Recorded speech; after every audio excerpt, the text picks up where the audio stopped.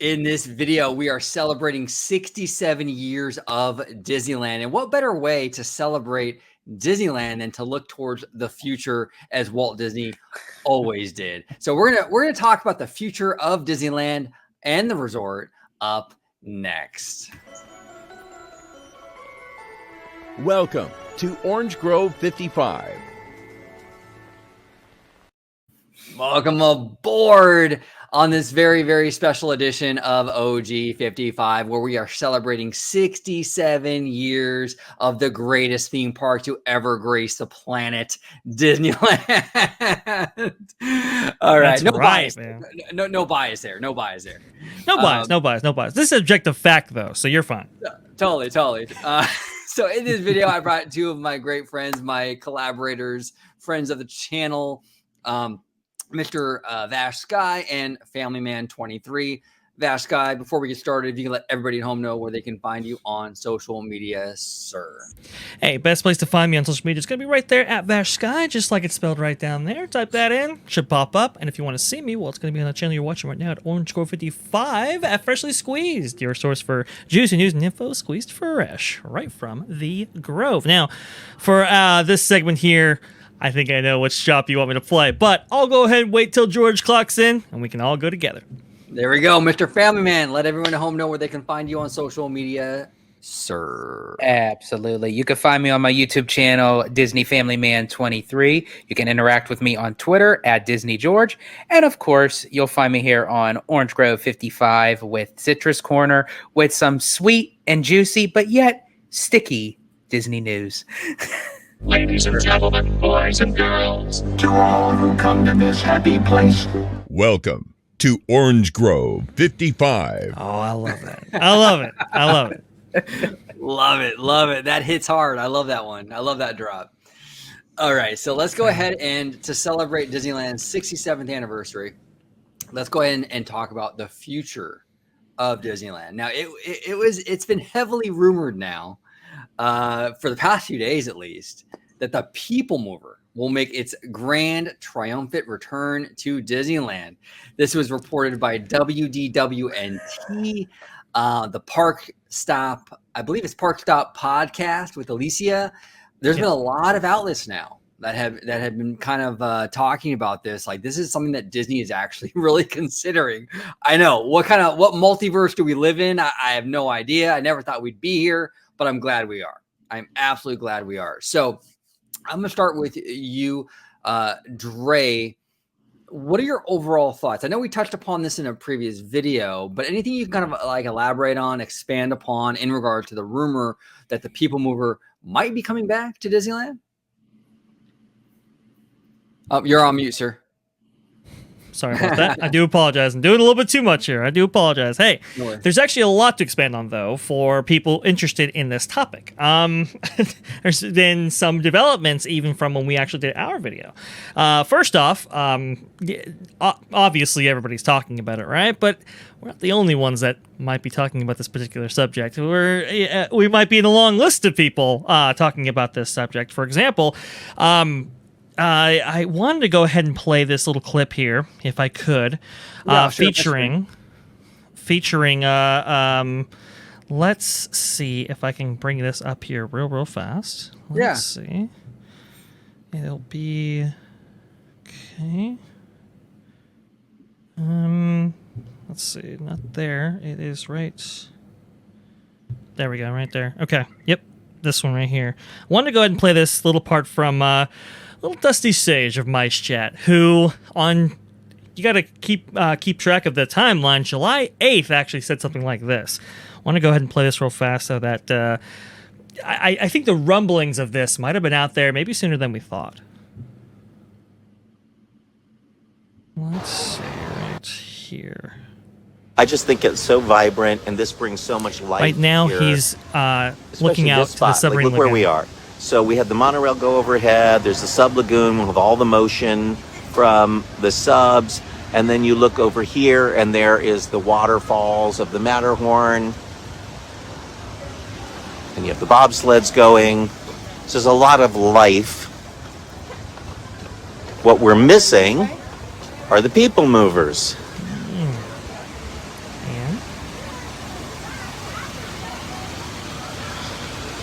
And something will hopefully be coming to at least part of that right of way soon. That's interesting how Dusty would include that. That's really interesting, right? Again, this is July 8th. This is before any of this news actually dropped. So something is in the air here. You also talked about Alicia Stella, and if I can, I'll go ahead and look. I'll look up what she had to say, but maybe after George pops in and talks about what his thoughts are. And plus, we have developments from maybe a famous Imagineer who might be on this same subject right here. But George, I know you have a lot of thoughts to say about this. What are your feelings on this?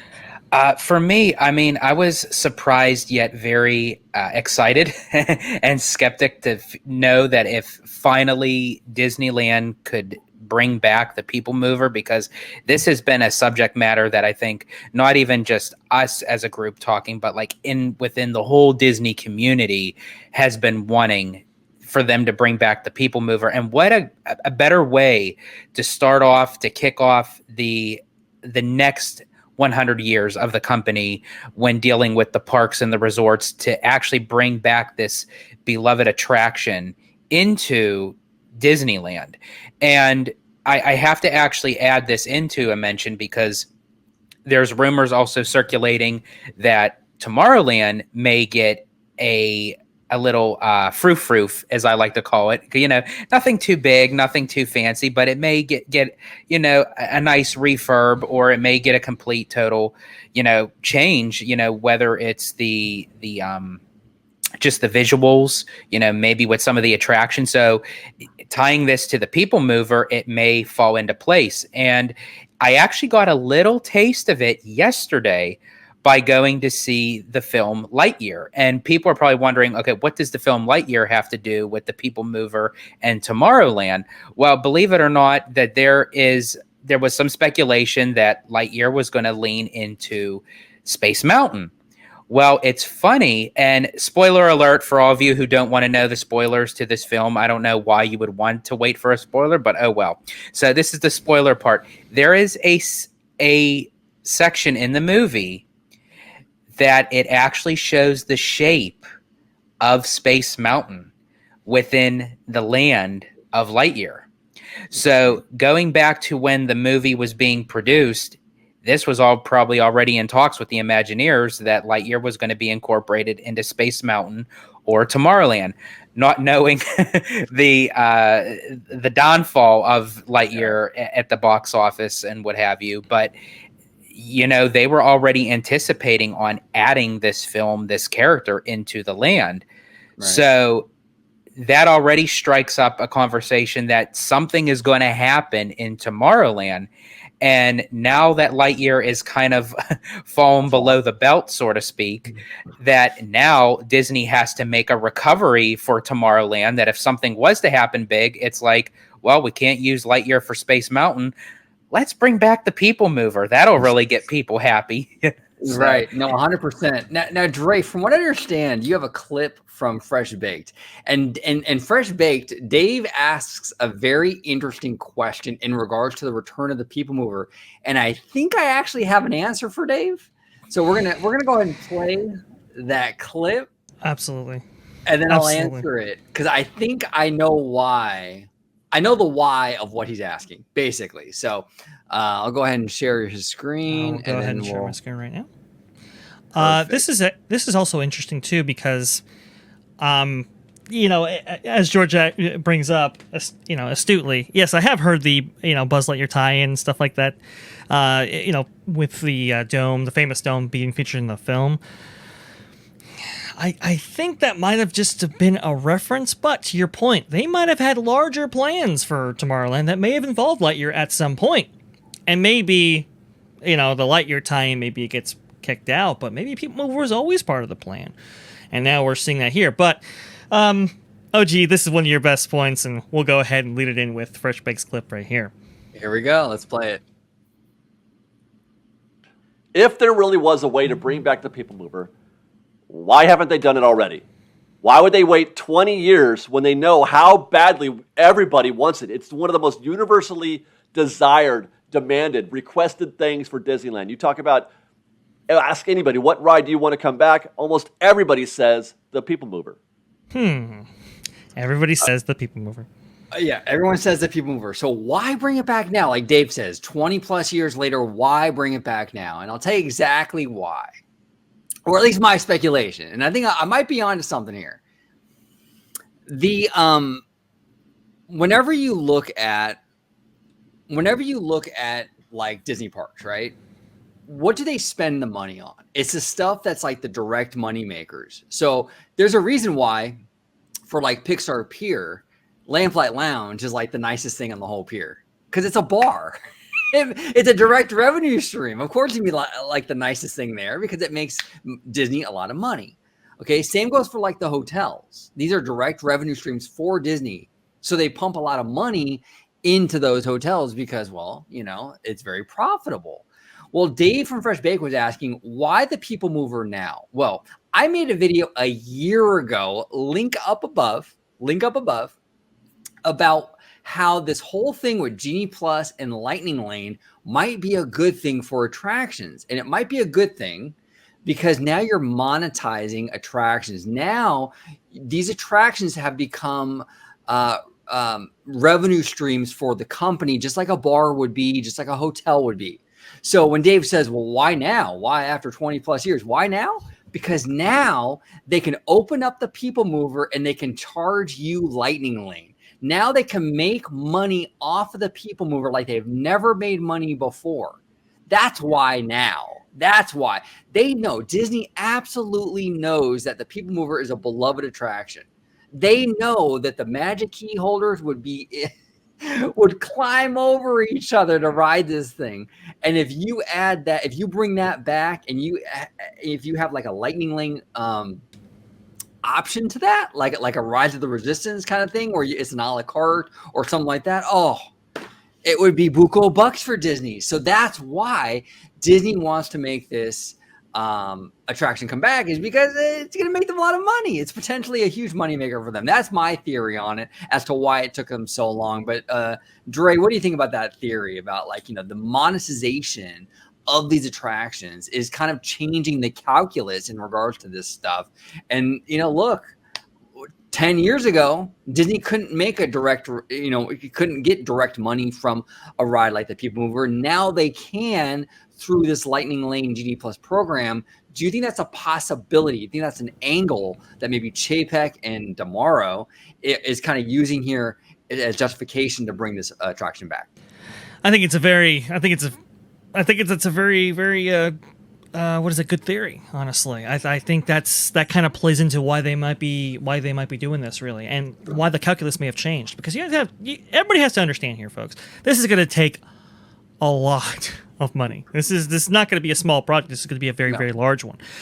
And this goes all the way back to, you know, at the time when, you know, the Rocket Rods was supposed to get a sponsor, right? It was supposed to get a sponsor for the making of the tracks. And because they didn't actually end up getting a sponsor, and a lot of that has to do with Epcot and Test Track and the problems that it had there, and how it pushed back the opening date on that, and how GM was supposed to do both Rocket Rods and Test Track, but unfortunately, because of the problems that Test Track was receiving, they had to drop all the, you know, they had a lot of marketing and cross promotion with that, had to drop all that, had to wait a year for that, and they dropped out of the Rocket Rods as a result of those delays, right? And because they didn't actually bank those tracks, those Rocket Rod vehicles had to stop, start, had to go through so many tires as a result. The computer systems couldn't keep track, which is why that, you know, this is back in 1997, folks. So you had to forgive the computer systems back then, but couldn't keep track of the constant start and stops themselves. And upon further analysis, I think in September of 2000, they figured out that, this attraction's been open for 2 years, and it did significant damage to the existing track. So all that track has to be completely replaced.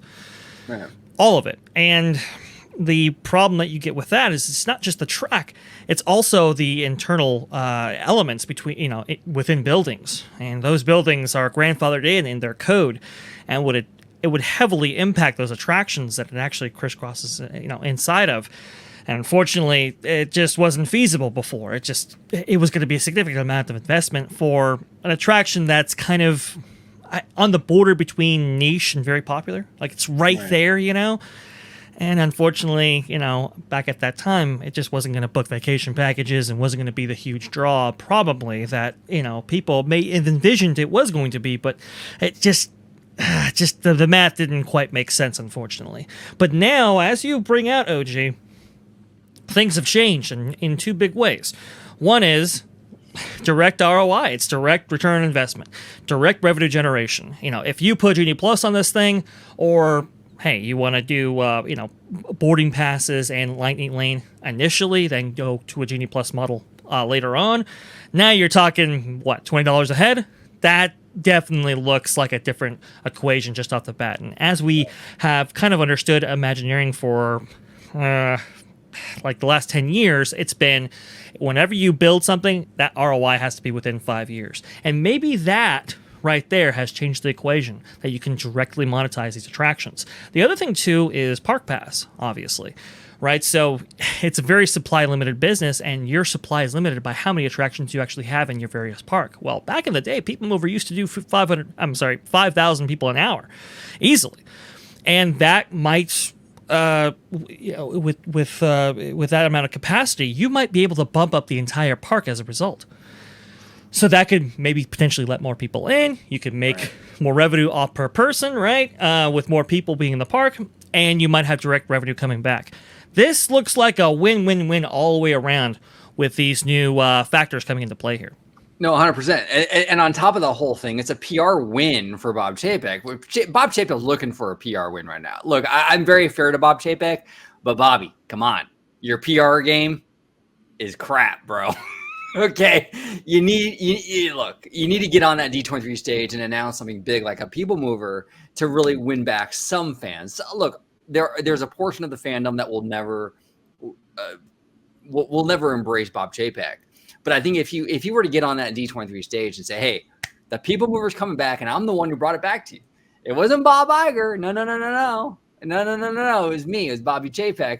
I brought it back. That would ingratiate, I think, him with a lot of fans. Now, George, what are your thoughts on this? That the reasoning behind the people who are coming back might be the monetization of these attractions like Genie Plus, Lightning Lane, and what have you. I do agree with you. I think like it's a great opportunity for Disney to cash that dollar in, so to speak, by utilizing the Peoplemover in that manner, because they have the sources to do so now. But kind of going back to what I was saying before, I also feel like this is the appropriate time that if we are to get a Tomorrowland overhaul, what better way to then add the Peoplemover as just not just the Peoplemover by itself, but as a whole of Tomorrowland, so we may be getting a different variation of what the Peoplemover, we could be surmising, okay, they're going to bring back the Peoplemover. Well, they may, but it may be in a whole completely different technological system of what the new Tomorrowland would be. Because as Vash had mentioned, this is going to be a steep project. It's going to be expensive. It's going to be time consuming. And let's face it, it's going to take up a lot of room that they would have to block off for Tomorrowland. So if they're willing to do that, I personally feel like rather than just say on the expo stage, oh, we're bringing back the Peoplemover, well, it's like we're bringing you a whole entire new Tomorrowland with the Peoplemover included. There you go. That's a mic drop right there. That's a mic drop moment.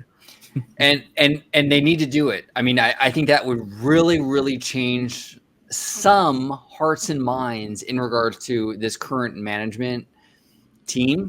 I think that would really, really make a big difference.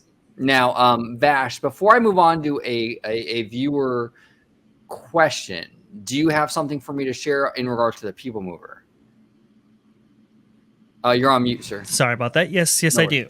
Couple of things here. Couple of things. I wanted to go ahead and this is. I guess this is the Peoplemover cone. I just saw this right here. I was trying to look up some layouts for you to kind of give you an idea of what the Peoplemover, the new course might actually be. But this is interesting here. Well, okay, so it's April 1st. This is the April Fool's joke, but it actually illustrates this thing quite well. You can actually see what the old track used to be like. Right. And you can see it looks like the southern portion right there, the track closely connected to Tomorrowland, will be retained according to Walt Disney World News Today article. It looks like the southern portion will be retained, while the northern portion might be axed or shortened, or something happened to it. So I understand this is an April Fool's joke, but from what we understand in the rumor gallery here, this might actually come to fruition, which is very very interesting. How that was made a joke, but it looks like that might be possible. Also, too, a lot of people have talked about the submarine voyage and how that might interact with maybe potential expansion to the north of Disneyland. This will be a thing in a moment, but I just want to go ahead and illustrate here. This is the current layout for Submarine Voyage. If nobody's ever seen it before, you can see down to the the right of your screen there. You can see where the dock actually is right now, and that's in relation to the big swinging of the Submarine Voyage as it goes into the rockwork. Right, that's actually the layout of how it's done inside, and you can see here how it interacts with the current configuration. You can see the track there, and how it bends up, bends around, and goes back in. So whatever you do to the northern portion of Tomorrowland, it might not necessarily interact with the Submarine Voyage, which is why we might have gotten a refurbishment even though a new Tomorrowland might be on the way, and this land might be actually used. And why do we say that? Well, if we go over to this tweet right here by Imagineer Scott Trowbridge, you can actually see this was July 13, 2022. In the midst of all this Tomorrowland talk, Scott Trowbridge, famous Imagineer working on the original Harry Potter, Wizarding World, right? And also Star Wars Galaxy's Edge, famously. He's in Disneyland, and he's looking, you can see, north, right between that Peoplemover track right there, and the, the motorboat cruise dock area. And he's looking north, and he's saying, at work, hashtag Disneyland never complete. Again, this is a lot of talk about a lot of things that have been percolating in terms of the rumor mill for quite some time, and it's now been essentially ramped up to 10 on the eve of this upcoming D23 Expo. So this is all some really, really fascinating stuff here that we have laid out here. Also, too, to put more meat on these bones here, if we look at Scott Trowbridge's account, and if we go back a little bit about what he's doing, well, I can't do that. Let's see if I can look this up here. I'm going to go ahead and stop sharing my screen here. Actually, yeah, it might not be that important. If you go back into his timeline, which you folks can go ahead and do at home, I believe in June, he was in a place called Iceland. And it's like, why is in Iceland? Now, we know Imagineers love their research trips, as we know, Route 66, all that kind of stuff. But what's Iceland got to do with any of this? Well, in this particular portion of Disneyland, it's been theorized for a long time, but there might be maybe some Frozen stuff coming in our future. But famously, Frozen doesn't take place in Iceland. It takes place in Norway. Right. Well, that's until you get to the second Frozen film, which is it takes place in Iceland. So this is all some very, very fascinating stuff here, and maybe why the Peoplemover might not be going into the northern section, as I showed before. Right. And it might not interact with the Submarine Voyage. It might be, hey, cut out those portions of track, both for the Peoplemover and for the monorail, right? Shorten up the monorail, have it just swing around the Matterhorn as it always has, but not actually go into that spaghetti bowl that is only a part of that track because they had to make use of it when it was an actual attraction back when it opened in 1959, right? It's transportation now. It actually has a route that goes down to the Disneyland Hotel, so keep that going, right? The Peoplemover, it only goes that way because they had to make use of all of those motors as part of the 1964-65 World's Fair when it was part of the Ford's Magic Skyway. So We don't necessarily need those anymore, and that opens up all of that land. Now, unfortunately for our friend at David Fresh Baked, that might include the Autopia, right? I know he's a big fan, but you have to admit, a lot of that land back there is prime real estate for some really, really big projects. In fact, it's pretty much the only place in Disneyland proper that exactly. Sorry, Dave. We got to go balls to the wall here. Autopia might be down. But it's the only place in all of Disneyland that really has this much land to offer for something of size and scale without having to remove anything else. Right. I think there are some big moves here, and I think Tomorrowland, interacts with this, and I think what Scott Trowbridge is working on on the northern edge of Disneyland might interact with it as well. It's a very fascinating thing here that has definitely got the brain working as we have communicated between each other. And as OG had eloquently put for Mr. Bob Chapek, everyone has speculation of, what's going to be next? Is it going to be Fantasyland or Tomorrowland? What a way to kind of throw a monkey wrench into that chain and say, you know what? It's both, folks. You're getting a little bit of Fantasyland and Tomorrowland. And it's like, then he's back in the good graces of, maybe not everybody, but I think majority of people, I think, would be okay with a little Fantasyland and a little Tomorrowland. But I do have to ask you fellas, so if Frozen is going into that spot, kind of intertwined with that, is that saying anything for the Matterhorn? Because I know that there was a lot of speculation rumors, fly on the wall rumors that the Matterhorn was eventually going to become something of Frozen.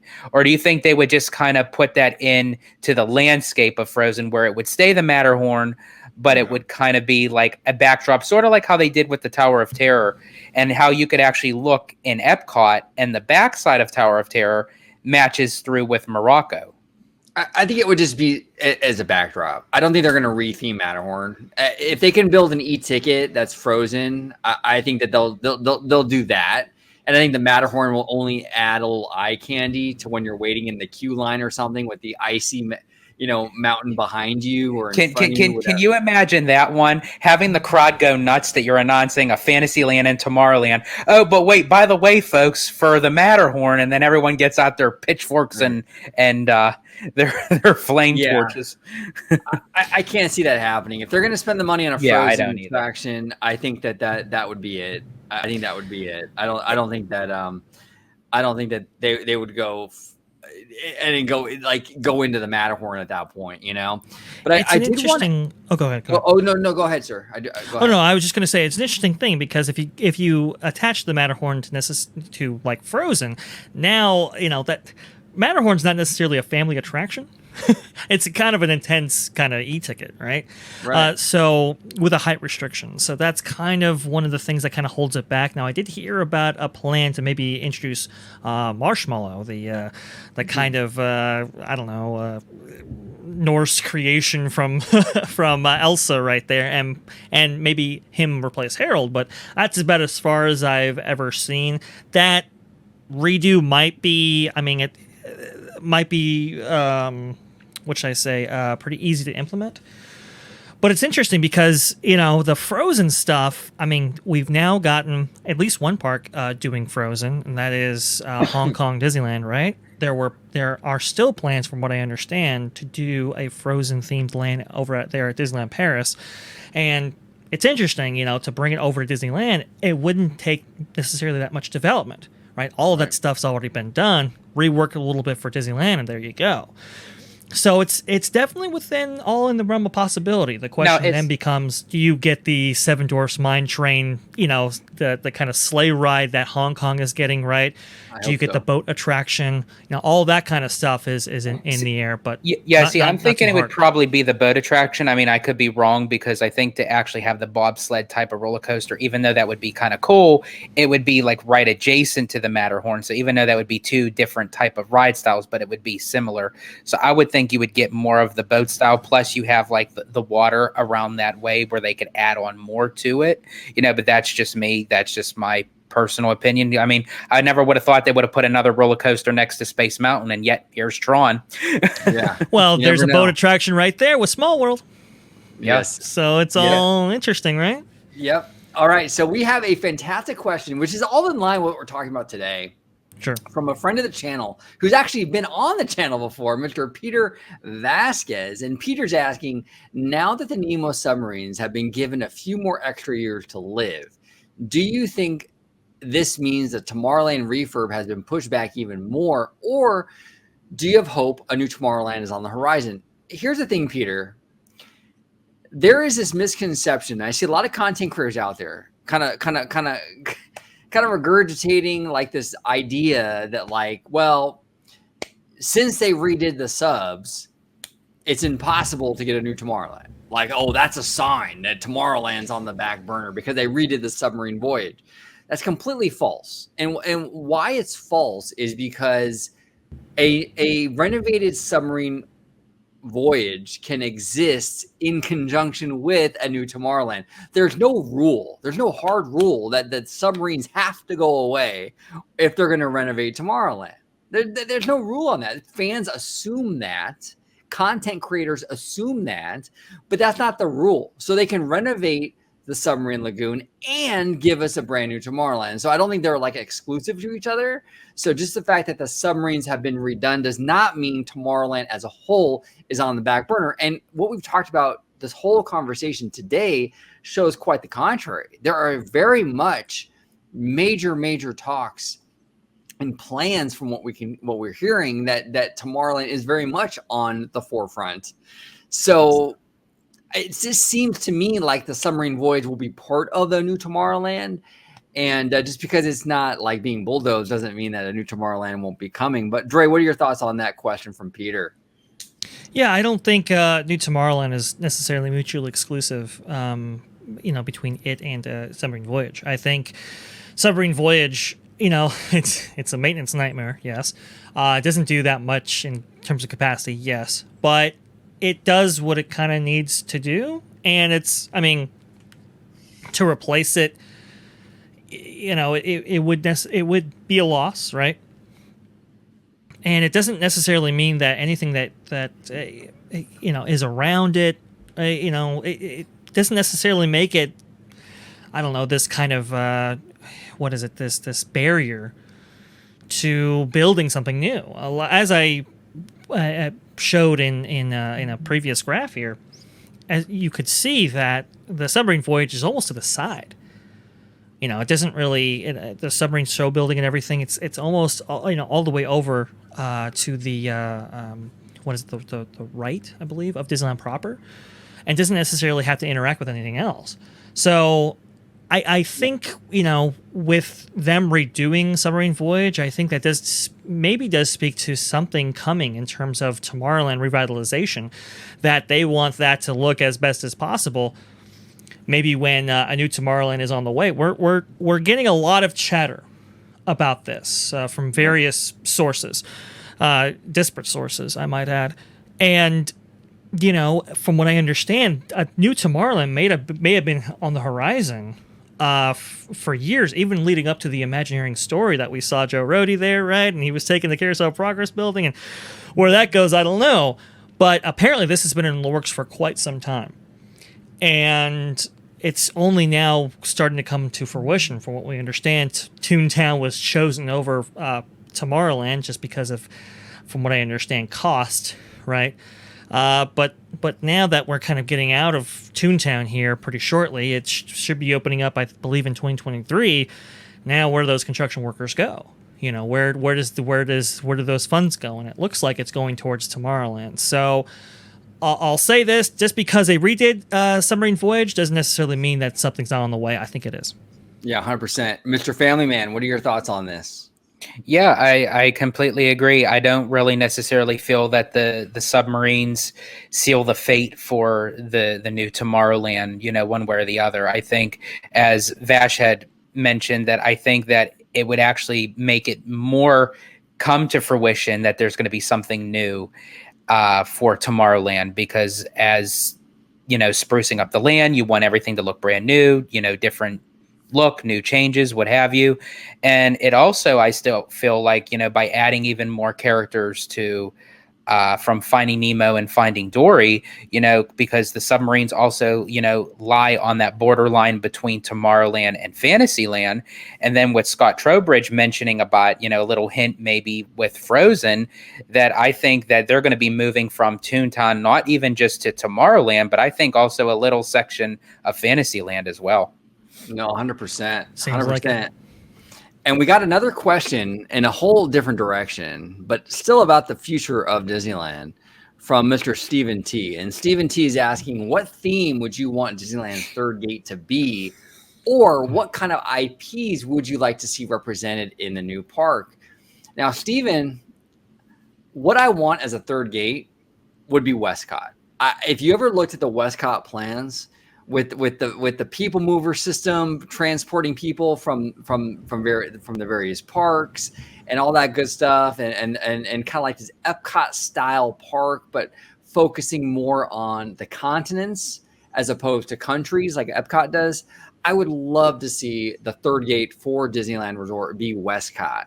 I think that would be a perfect kind of like a sister park to the Florida Resort. I just think it would be such a perfect thing to be added. Now, will that happen? I don't know, Stephen, because look, the Disney company has changed a lot since Westcott was kind of birthed or conceptualized back in the late 90s. Like you said, they are very much a IP driven company now. Would they still create a park like Westcott that isn't driven by IP? I don't know. I really don't know. If they're successful with Epcot and Epcot's kind of reimagining, where they're able to take that concept of a park but insert Guardians, Ratatouille, Pixar, Disney, these kind of IPs in that equation, then maybe if they find a lot of success with this Epcot reimagining, we will see something like Epcot. But Stephen, just to answer your question in short, I would love to see Westcott come to the Disneyland Resort. I think it would be a different kind of park that you would find from Disneyland and DCA. It really is the perfect answer to that question, in my opinion. But Dre, I'll go to you, and then George, what would you want the third gate to be if it was up to you? If you were CEO of Ask Sky, what would you put in there?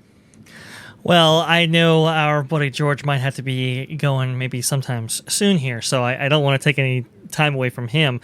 I'm still thinking about mine. So as CEO, Dre, I will defer for the moment what George has to say. George, what do you think? Well, for me, and I know this is probably so far-fetched and it would probably never happen, but with Disney, anything's possible. I would love to see maybe not an exact replica, but something close to a Tokyo Disney Sea. Tokyo Disney Sea is like, I haven't even been there, but just with video and photos, even Imagineer said it's the greatest Disney theme park that was ever in existence. And, I think something like that would really bring a lot of tourists to Anaheim. They really want to make Disneyland a vacation kingdom like Walt Disney World. They bring something like Tokyo Disney Sea into the mix. You're not even just getting domestic travelers. You'd be getting international travelers. And that's just my personal thought on it.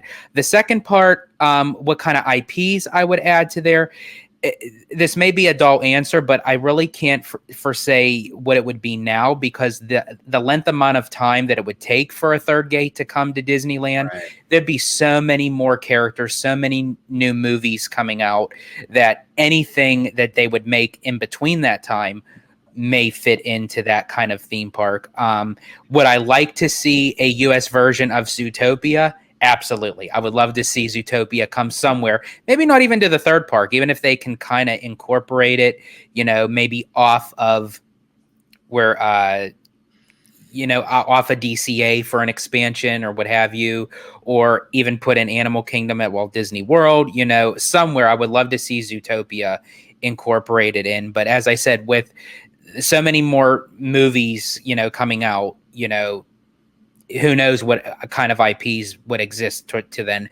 But as far as for the third gate goes, I would love to see something of Tokyo Disney Sea.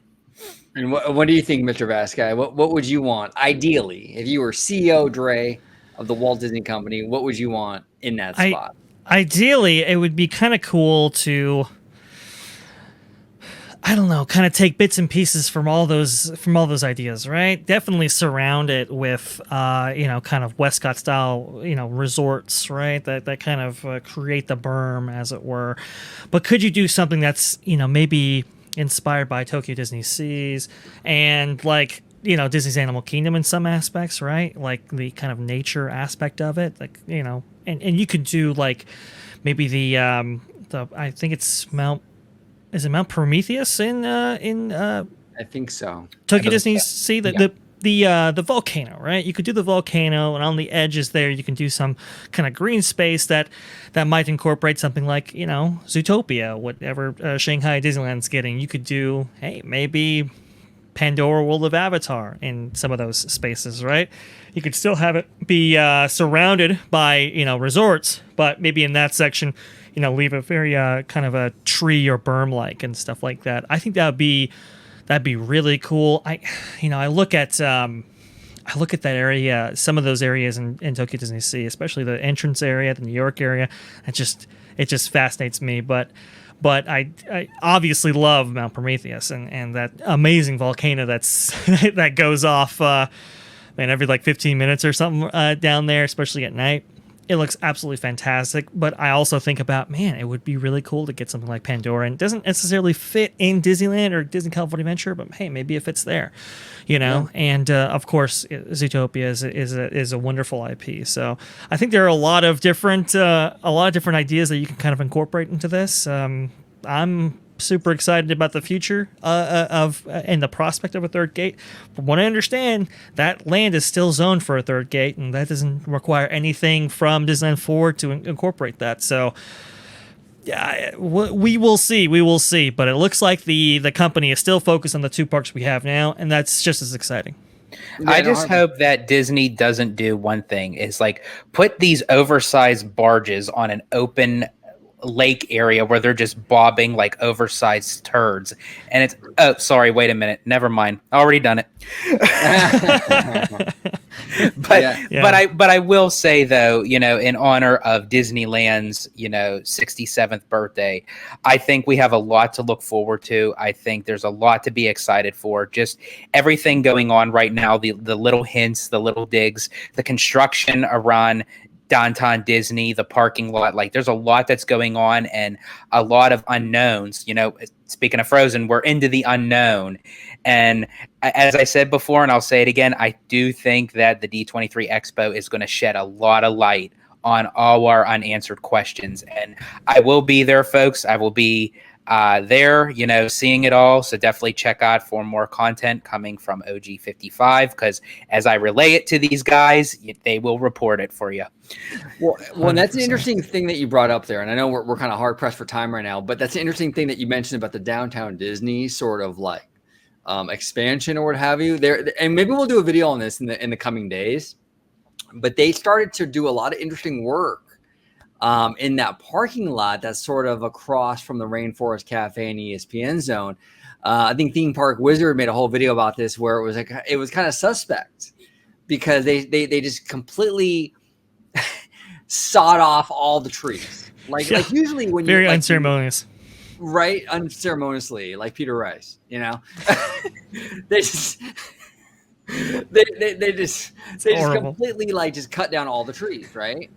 And it's like, okay, if you're just they ran out of straws. That's the reason.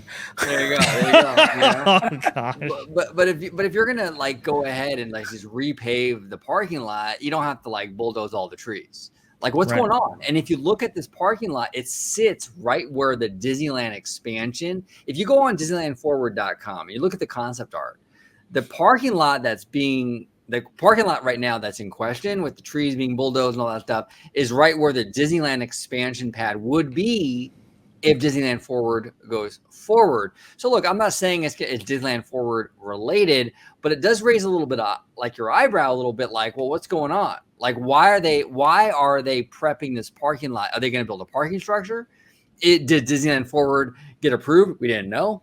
And look, I know a lot of people are going to say, oh, but the FBI thing, and I get that, and I agree with you, but this is a company right now that surprises us constantly.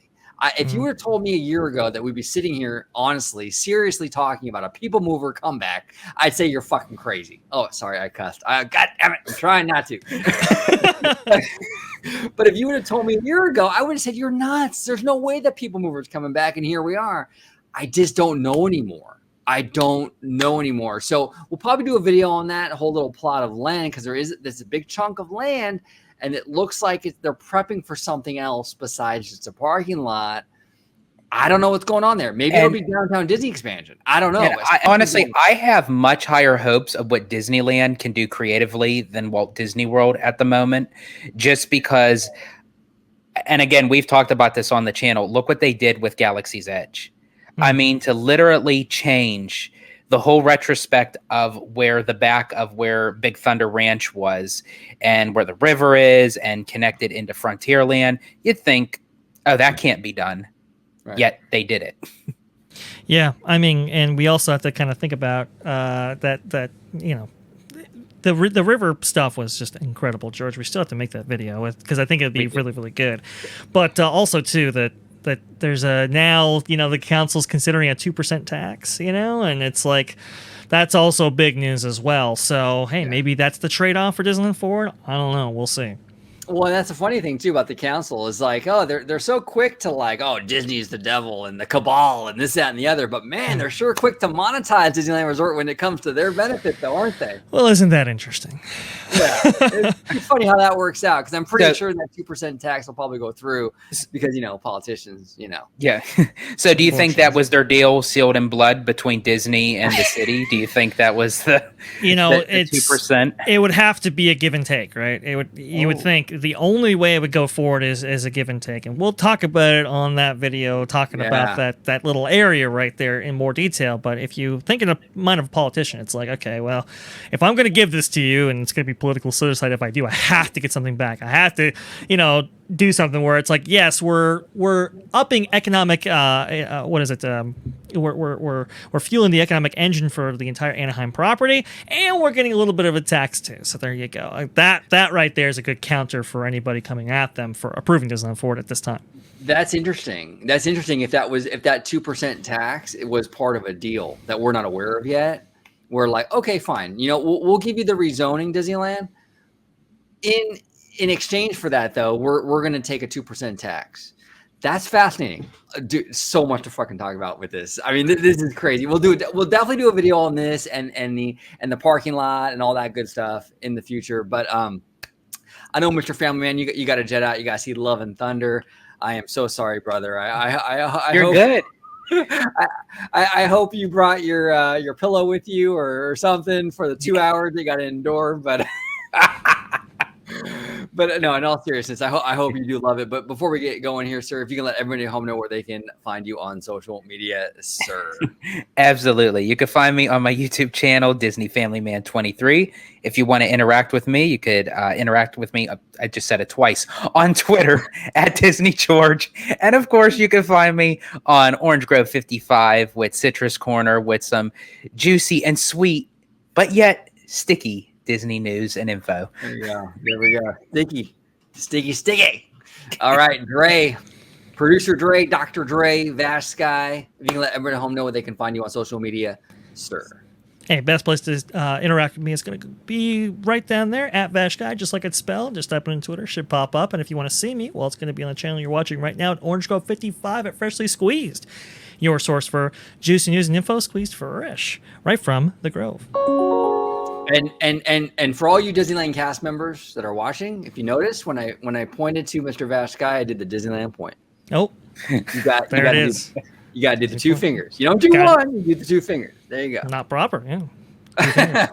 Even I do it now. I don't even. I never even worked there, and I still do the Disney point. So, good on you. There we go. But I want to thank everybody for watching today. And we are celebrating Disneyland's 67th anniversary. 3 more years to the big 70. It's going to be epic, absolutely epic. And we have a lot of rumors in regards to the future of Disneyland we didn't even touch upon, like the new fireworks show, Wondrous, that was reported also, that we'll touch upon in a future video for the Walt Disney Company's 100th anniversary that is rumored to premiere in January. A whole celebration of the 100 years of the Walt Disney Company. So there's a lot going on at Disneyland that we can't all pack into this one show, but we will definitely address them in future shows. I want to thank Dre. I want to thank George for coming back on today. And as always, have a wonderful, wonderful day. Happy anniversary, Disneyland. We love you.